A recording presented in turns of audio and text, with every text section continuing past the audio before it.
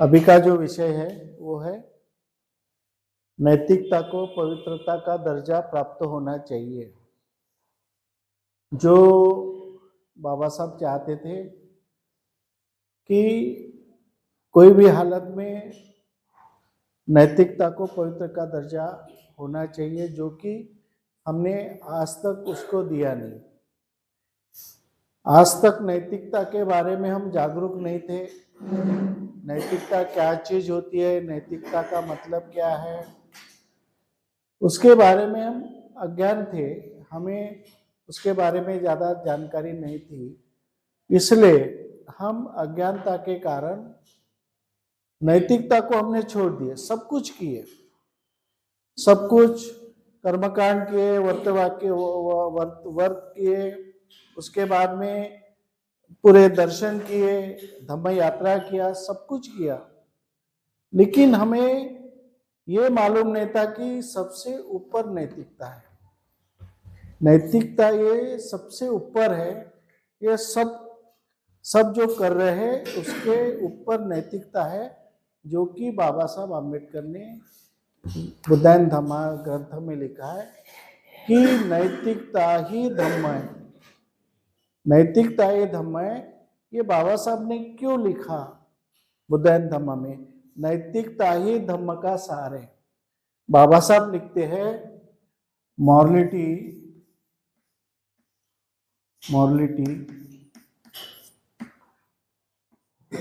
Is equal to धम्मा।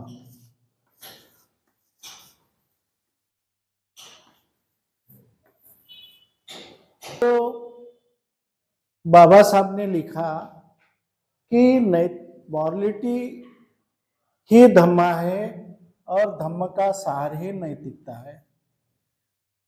तो एक बाबा साहब आम्बेडकर एक साधारण इंसान थोड़े थे कि वो इतने ज्ञान के पंडित थे, सिंबल ऑफ नॉलेज थे ज्ञान के। तो जब उन्होंने बाबा साहब आम्बेडकर ने ये बात लिखा कि धम्म ही नैतिकता है, तो तब हम सोचने पे मजबूर हो गए कि नैतिकता क्या है। जब बाबा साहब कहते हैं कि नैतिकता क्या है, हम सोचने पे मजबूर हो गए।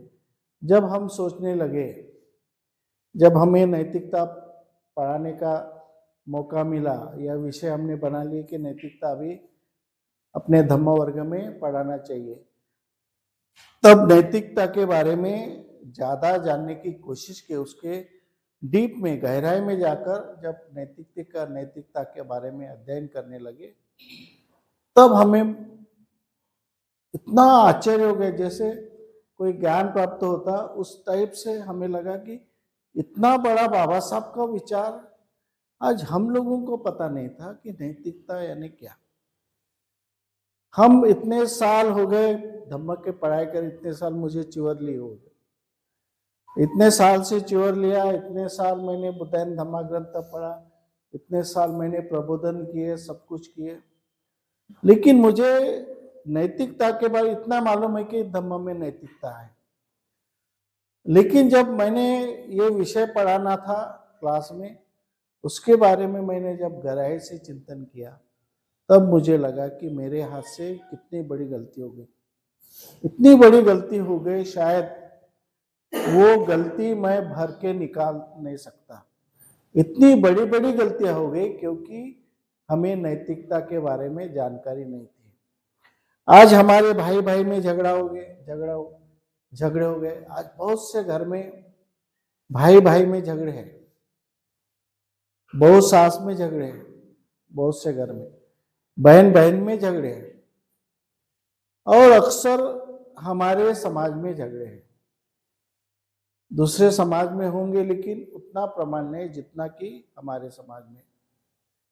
तब मुझे पता लगा कि किसी ने अगर मुझे बताया होता, हमारे समाज में कोई अगर आके बताता कि ये धर्म के विरुद्ध में है, तुम जो भाई भाई में झगड़ते हो, आपस में झगड़ते हो, अंधश्रद्धा मानते हो, अंधश्रद्धा की वजह से कितने झगड़े होते हैं, बहुत झगड़े हो गए, तो तुम आपस में झगड़ते हो, ये बात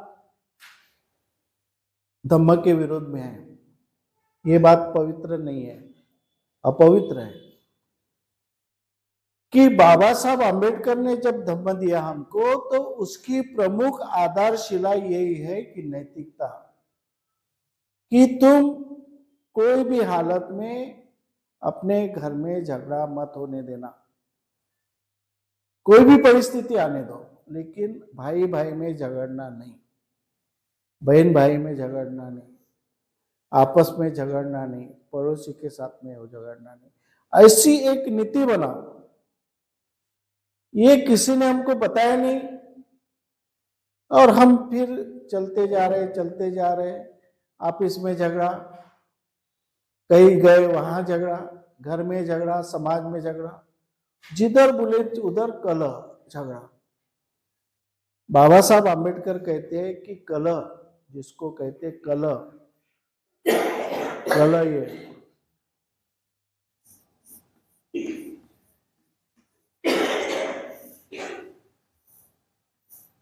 कॉन्फ्लिक्ट,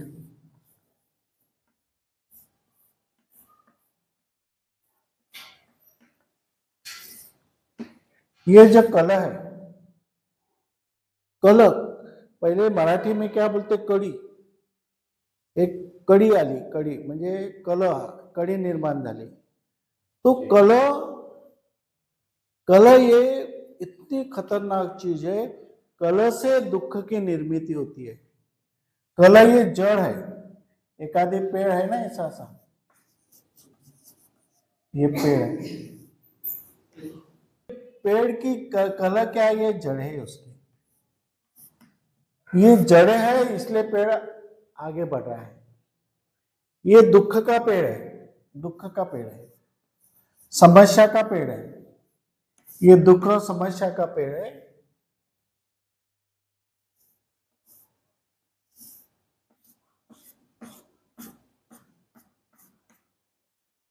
ये पेड़ क्यों बढ़ा? ये हमारे जीवन में दुख, समस्या, लाचारी, गुलामगिरी, ये सब क्यों आए? क्योंकि कलह हमने, हमारी जड़ है, इस कलह को हम समझ नहीं पाए। ये जड़ थी, ये जड़ थी, इस कलह को हम समझ नहीं पाए। छोटे छोटे बातों पे कलह, जैसे कि हम राह देखते रहते कब हमारा किसी से झगड़ा होता। इतना हमारी जो मानसिकता, कलह की मानसिकता हो गई कि हम राह देखते रहे कि ये कलह होता है, कब कलह होता है, कब झगड़ा होता है भाई भाई में। अब थोड़ी सी गलती हो गई, झगड़ा शुरू, कलह हो गया। बहन से थोड़ी गलती हो गई बोलने में, एक शब्द में, मेरा मान नहीं किया, मेरा अपमान किया। कभी कभी तो मैंने देखा कि घर में जाने के बाद में पैर धोने के लिए पानी नहीं दिया। वो सिर्फ उतनी से बात से हम कई साल झगड़ते रहे, सिर्फ पानी नहीं दिया करके। मुझे बैठने के लिए नहीं बोला, घर के बाजू में पत्रिका दिया लेकिन मुझे नहीं दिया। ये छोटी छोटी चीजें हम देखते रहते थे कि हमारा झगड़ा कैसा होगा। छोटी छोटी बातें देखते रहते थे, हम झगड़े का कारण बन गए। क्यों? ये कलह ने, जो कलह बुद्ध बोलते कलह, ये कलह ने हमारा जीना मुश्किल कर दिया। इसलिए ये कलह के ऊपर दवा है ये मॉरलिटी। ये दुख की समस्या का जो निवारण करने का एकमेव उपाय है मॉरलिटी, नैतिकता। थोड़ी थोड़ी गलती होती है, उसको सुधारने की कोशिश करो। गलती इंसान से ही होती है और किसी से होती नहीं। हम इंसान हैं, हम कोई भगवान नहीं है। अरे बड़े बड़े अरहत पद पे भिक्षु हो गए, उनके हाथ से गलती होती है, हर एक के हाथ से गलती होती है, तो गलती तो होना ही है। लेकिन वो गलती को तुम सुधारने के बजाय उसको, गलती को बड़ा बना रहे, बड़ा रहे, और साल भर, जिंदगी भर, कोई तो मरते दम तक किसी के भाई के घर में नहीं गए, भाई के घर में मरते तक नहीं गए, मर गया बेचारा, लेकिन वो उसका सगा भाई उसके मरने के लिए नहीं है, मौत के लिए नहीं है। माँ बाप से झगड़ा हो गए, बूढ़े माँ बाप मर गए, लेकिन बेटा मरने के बावजूद भी उसके घर में नहीं गया। इतना नुकसान हुआ हमारा। कि इतना नुकसान किसी ने नहीं किया, हमारे शत्रु ने नहीं किया होगा। इतना बड़ा नुकसान हमारे शत्रु ने नहीं किया होगा, उतना नुकसान हमारे अंदर के शत्रु ने किया। जो हमारे दिमाग में शत्रु है, हमारे दिमाग में घुसा है शत्रु। थोड़ी थोड़ी बात देख करके चर्चा करो, झगड़ा करो, उसकी निंदा करो, उसकी नालस्ती करो। ये झगड़ा नहीं होना चाहिए। जहां पे झगड़ा होता है वहां पे मिटाना चाहिए। ऐसी मानसिकता हमारी नहीं है। हमारी मानसिकता है कि दोनों में झगड़ा कैसे लगाए, इसकी निंदा उसके पास करो, उसकी निंदा उसके पास। भिक्षु भिक्षु में झगड़ा, भिक्षु भिक्षुनी में झगड़ा, आपस में झगड़ा, चारों तरफ ऐसा ये पूरा जो समस्या का जो वृक्ष हो गया वो कलह की वजह से हो गया। हम आपस में समझ नहीं पाए कि ये नैतिकता क्या है, नैतिकता कितनी हमारे लिए महत्वपूर्ण है। ये हमें अगर किसी ने बताया, आज भी जैसे मुझे नैतिकता का पता चला, जैसे मैंने नैतिकता को पढ़ा और मैंने उसका गहराई से चिंतन किया, तो मैं कहता हूं कि मेरे स्वभाव में इतना बदल हो गया कि मेरे मन में आता है किसी को एक शब्द बोल दूं, गलत काम करता, लेकिन मैं वापस वो शब्द वो विचार वापस लेता। नहीं नहीं, नैतिकता है, नैतिक करना है। गलती हो गई होने दो, उसको प्यार से बुलाएंगे, उसमें सुधार ना करेंगे। लेकिन तेरे को समझता नहीं, तुझे दिखता नहीं, तुझे अक्ल नहीं है, तुझे हो गया। लेकिन वही बात अगर उससे झगड़ा बढ़ेगा तो वही बात अगर तुम उसको बुला करके समझाते, वो समझ पाएगा, नहीं तो नहीं समझ पाएगा, वो उसका सवाल है। लेकिन हमारे मन में तो द्वेष निर्माण नहीं होता, हमारे मन में द्वेष निर्माण नहीं होता। पति पत्नी में बेचारे जोड़ी शादी होती है, शादी होती है इसलिए कि मिलकर रहना है जीवन भर, इसलिए शादी करते हैं। शादी के बाद कुछ साल के बाद में दोनों में झगड़ा। फिर शादी काहे के लिए बनाए हुए? दोष किसका भी होगा। मैं ऐसा नहीं बोलता कि पुरुष का दोष रहता है, स्त्री का दोष रहता है, ऐसा नहीं है। दोष सभी का होता है थोड़ा बहुत, लेकिन वो अंगार को, अग्नि को बुझाने का काम हमारा है।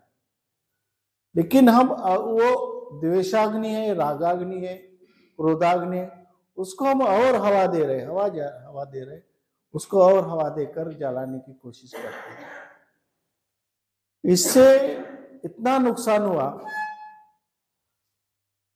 कि अभी हम बिहार में जैसे कार्यक्रम चलते हैं बजरंग नगर में, अभी ये शुक्रवार को महिलाओं को जब मैं बताया कि ये नैतिकता ऐसे है, पंथी जी बोले अभी तक हमको मालूम नहीं, कुछ उपासक बोले ये नैतिकता इतनी पवित्र है, इतना अच्छा है, ये हमको मालूम ही नहीं, हम थोड़े थोड़े बातों में झगड़ते रहे। दूसरे लोग इतना, वो दूसरे लोग, भाई मेरा दूर का भाई है, सगा भी नहीं होगा तो मेरा दूर का मामा है, दूर का चाचा है, उसको लेके प्यार कर रहे, उसको एक नेटवर्क, उसको जोड़ रहे।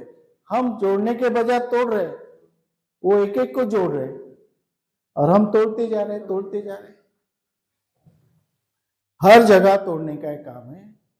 इसलिए ये जो नैतिकता है ये पवित्र होना चाहिए। चोरों में भी नैतिकता होती है, चोरों में नैतिकता नहीं होती क्या? चोर लोग एक में से इतने भाईचारा बना के रखते, बंधुभाव, चोरों में आपस में प्यार रहता। चोरी करने के बाद में मिलके बराबर बांटेंगे, मिलके ये करेंगे, फिर दूसरी चोरी करना है तो फिर मिलके चोरी जाएंगे, चोरी करेंगे। जो गुंडे की पार्टी रहती है दादा लोगों की, उनमें भी भाईचारा रहता है, वो भी एक में से मिलकर के, मेरे दल के एक आदमी का मर्डर किया तो वो दूसरे का मर्डर करता है, उसके दल का कोई रिश्ता नहीं। लेकिन जो मॉरलिटी रहता, बंधुभाव रहता है, वो उनमें रहता है। लेकिन बाबा साहब क्या करते, कहते हैं कि ये नैतिकता है, ये पवित्र होना चाहिए। चोरों में भी, गुंडों में भी, बदमाशों में भी, व्यापार लोग, जो व्यापारी लोग हैं उनकी संगठना नहीं रहती क्या? उनकी भी संगठना रहती। जो मालक रहते हैं उनकी भी संगठना रहती, तो शोषण का काम करते हैं। जो व्यापारी लोग हैं, व्यापारी लोगों की संगठन रहती, उनमें आपस में भाईचारा रहता, आपस में प्रेम रहता, लेकिन वो शोषण का काम करते हैं। तो बाबा साहब आम्बेडकर कहते हैं कि नैतिकता होना चाहिए, लेकिन पवित्र होना चाहिए। नैतिकता हो, पवित्र हो, कि अच्छे कामों के लिए तुम एकजुट आओ, एक साथ काम करो, और झगड़ना, द्वेष करना, ये तो बिल्कुल छोड़ ही देना है। कोई भी हालत में छोड़ना नहीं, ऐसा छोड़ देना है। ऐसा शब्द मुंह से कभी निकलना नहीं चाहिए कि जिससे हमारे दोनों के मन में एक विषमता निर्माण हो। एक शब्द भी अपने एक शब्द बोलना है तो 10 बार विचार करो, 10 बार विचार करो कि मेरे शब्द से दोनों में झगड़ा तो नहीं होगा। इतना हमें सोचना है हर, क्योंकि नैतिकता को पवित्र बनाना है, नैतिकता को पवित्र बनाना है। इसलिए जो नैतिकता अगर हम पवित्र बनाएंगे, बाबा साहब आम्बेडकर ये कहते हैं कि नैतिकता को धर्म की मान्यता दो। तुमने सब कुछ किया लेकिन नैतिकता को पवित्र के दर्जे में छोड़ दिया, नैतिकता को छोड़ ही दिया हमने। नैतिकता के बारे में ना कोई प्रबोधन करता है, नैतिकता के बारे में कोई सिखाता है, ना कोई पढ़ाता है। तो बाबा साहब आम्बेडकर कहते हैं कि नैतिकता को पवित्र बनाओ। पवित्र बनाने से अगर तुम पवित्र बनाएंगे तो धर्म में मान्यता होगी। यहाँ पे धम्म के बता, यहाँ पे धम्म, इसको अपने धम्म में मान्यता होगी, उसको लोग बोलेंगे अरे नैतिकता है, नैतिकता है। तुम्हारा घर में प्रचार होगा, नैतिकता से रहो, यानी एक में से झगड़ा मत करो, परस्पर झगड़ा मत करो। ये धम्म की आधारशिला बनेंगी, धम्म को उसको मान्यता मिलेगी। जैसे भगवान को हम कुछ नहीं कर सकते, वैसा नैतिकता के बारे में हम ये नहीं करना, नैतिकता टूटना नहीं। जैसे पंचशील, हम पंचशील का पालन करते, अष्टशील का पालन करते, हम बड़े पवित्रता के साथ में पालन करते हैं कि मेरा उपोषित है, अष्टशील नहीं टूटना चाहिए कोई भी हालत में। हम क्योंकि अष्टशील को उपोषित के दिन हम पवित्र मानते हैं, उसमें धम्म की मान्यता है। हमारे धम्म में अष्टशील का पालन करना उपोषित के दिन ये मान्यता है, इसलिए हम उपोषित के दिन अष्टशील नहीं टूटना चाहिए, इसका हम कोशिश करते हैं, उसके लिए प्रयत्न करते हैं। उसी प्रकार बाबा साहब आम्बेडकर कहते हैं कि रोज के जीवन में, तुम्हारे रोज के जीवन में नैतिकता टूटना नहीं चाहिए। तुम्हारे अंदर जो रिश्ता है मैत्री का, प्रेम का, वो टूटना नहीं चाहिए। ये बाबा साहब आम्बेडकर चाहते हैं। इसलिए एक बार अगर नैतिकता को तुम पवित्र के घेरे में लाए, नैतिकता को पवित्र मानना शुरू कर दिए, तो उसके विरोध में कोई काम नहीं करेगा। हमारे धम्म में अगर नैतिकता को पवित्र मानना हमने शुरू किए, तो हमारे बच्चे से लेकर, अरे नहीं झगड़ना नहीं चाहिए, हमारे धम्म में झगड़ा करने का विरोध है। छोटे बच्चे भी, अगर हमारे घर में नैतिकता आ गई, छोटे बच्चे भी आपस में झगड़ा नहीं करेंगे। नैतिकता पवित्र है। बुद्ध को छोटे बच्चे कुछ करते क्या? बुद्ध की मूर्ति को नहीं पवित्र मानते हैं। तो वैसा अगर घर में नैतिकता को हम पवित्र का दर्जा लाएंगे, तो बच्चे भी पवित्रता मानेंगे, और बच्चे भी बोलेंगे अरे नहीं तो मेरे को गाली मत देना, ये नैतिकता टूटती है, नैतिकता के विरुद्ध में है। ये पूरा संस्कार में नैतिकता आना चाहिए, पूरे हमारे परिवार के बच्चे से लेके बूढ़े तक। बूढ़ी सास अगर बहू को गाली देती होंगी तो उसको अगर नैतिकता मालूम होगी, अरे नहीं बहू को गाली नहीं देना चाहिए, बहू के विरुद्ध में हमारे मन में कोई विचार नहीं आना चाहिए। बहू है तो बहू के मन में अगर नैतिकता आ गई, तो बहू बोलेंगे कि सास के विरुद्ध में हमारे मन में कोई बात आनी नहीं चाहिए, कोई भी बात उसके विरुद्ध में नहीं आना चाहिए। तो इसलिए जो नैतिकता को अगर हम पवित्र मानते, तो उसको धम्म की मान्यता मिलेगी। धम्म का मान्यता मिलेंगी तो नैतिकता के विरोध में कोई काम करेगा नहीं, प्रतिबंध हो जाएगा। तुम्हारे घर में देखो कितनी शांति रहेंगे। प्रतिबंध रहेगा, किसके विरोध में बोलने का प्रतिबंध, किसकी निंदा नालस्ती करना प्रतिबंध नहीं, नैतिकता टूटती है। जैसे हम कहते हैं ना शील टूटता है, तो वैसे नैतिकता टूटती है। भाई भाई पे गुस्सा करेगा, नहीं गुस्सा नहीं करना है, प्यार से बुलाना है, नैतिकता टूटती है। तो नैतिकता का विरोध प्रतिबंध हो जाएगा और उसको पाप माना जाएगा। बुद्ध धर्म में पाप पुण्य नहीं मानते, लेकिन ये कुशल कर्म है। ये जो जब हमारे समाज में ये पता चलेगा कि नैतिकता ये हमारा कुशल कर्म है, इसके बगैर हमारा परिवार चल ही नहीं सकता, हमारा समाज नहीं चल सकता, हमारा जीवन नहीं चल सकता। रास्ते पे जा रहे हैं, किसी का कुछ हो गया, अच्छा काम करो, वो तुम्हारे बारे में अच्छा बोलेगा। नैतिकता मैं थोड़ी देर के लिए भी अगर कोई इंसान आपको मिलता है तो थोड़ी देर के लिए भी मैत्री करो उससे। रेलवे में जा रहे, कोई बाजू में बैठा, मैत्री की बातें करो तो अपना सफर अच्छा होगा। लेकिन उसमें हमें पहचानने की ताकत होना चाहिए, व्यक्ति पहचानने की ताकत। हमें व्यक्ति को पहचानना चाहिए, अपने को खुद को तो पहचानना है, हम खुद को भी पहचाने कि हमारे में विकार कौन से है, हमारे में अच्छी बात कौन सी है, हमारे में क्या है। अगर तुम्हारा मन शुद्ध हो गया तो तुम्हारे मन में बुरे विचार आएंगे नहीं। बुरे विचार आ गए तो तुम उसको हटा देंगे, नहीं वो बुरे विचार नहीं चाहिए मेरे मन में। जैसे बुरे विचार आता है मन में, वैसा ही उसको तुरंत हटाना है, जो उसको अंदर घुसने नहीं देना चाहिए। जैसे तुम्हारे मन के दरवाजे पे आता है बुरा विचार, तब उसको मन के अंदर प्रवेश करने के पहले उसको हटाना चाहिए। अरे ये बुरा विचार है, मेरे लिए घातक है, नैतिकता के विरोध में, समाज के विरोध में, उसको हटाओ। इसलिए जो पहले अपने आप को पहचानो, उसके बाद में दूसरों को पहचानो। आदमी पहचानना भी जरूरी है। अच्छे बोलने वाले बहुत है, लेकिन सही में मन से अच्छे बोलते क्या कपट नीति से हमारे साथ व्यवहार करते? कपट नीति से भी व्यवहार करने वाले लोग हैं। ऊपर से अच्छा बोलेंगे, ऊपर से बहुत तारीफ करेंगे, लेकिन तुम जैसे वहां से हटते हैं तो तुम्हारी बदनामी करना शुरू कर देते। ऐसे भी लोग हैं। तो हमें व्यक्ति को पहचानना चाहिए। व्यक्ति को पहचान करके जो बुरा व्यक्ति है, वो हमारी निंदा नालस्ती कर रहा है, हमारी बदनामी कर रहा है, इधर आके तो हमारे साथ अच्छी बातें करेंगे। बंते जी तुम तो बहुत अच्छे हो, तो वो तुम्हारा नॉलेज है, तुम अच्छे पढ़ाते हो। जैसे गया यहाँ से, दूसरे के साथ बातचीत हो गया, अरे बंते जी को क्या हो, कुछ समझता नहीं उतना, बंते जी को ज्ञान नहीं, जैसे हो गए विरोध में बात करते। ऐसे भी जो लोग मिलेंगे, लेकिन वो उसका स्वभाव हो गया। इस तरह किसी की निंदा नालस्ती करना, किसी के साथ में बुरा बोलना, ये उसका स्वभाव हो गया।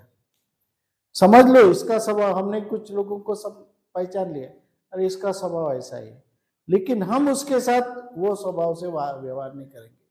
हमारा वो कितना भी बुरा करेगा, लेकिन हमारे मन में उसके बारे में अच्छा ही रहेंगे। हम अपना मन बुरा क्यों करेंगे? उसने अपने मन को बुरा किया, अपने मन को दूषित किया उसने, लेकिन हम अपने मन को दूषित क्यों करें? हम अपने मन को पवित्र रखें, वो भला ही कुछ भी करता हूँ। इसलिए हमें इंसान को भी परीक्षा करने की आवश्यकता है, इंसान को भी पहचानना चाहिए। बुरा इंसान है, अपने को लगता है ये मेरे लिए घातक है, ये गलत है, तो उससे दूर रहो, लेकिन शत्रुता मत निर्माण करो, शत्रु मत बनाओ। तुम भी उससे झगड़ा करोगे, वो भी झगड़ा करेगा, तुम हो गए शत्रु।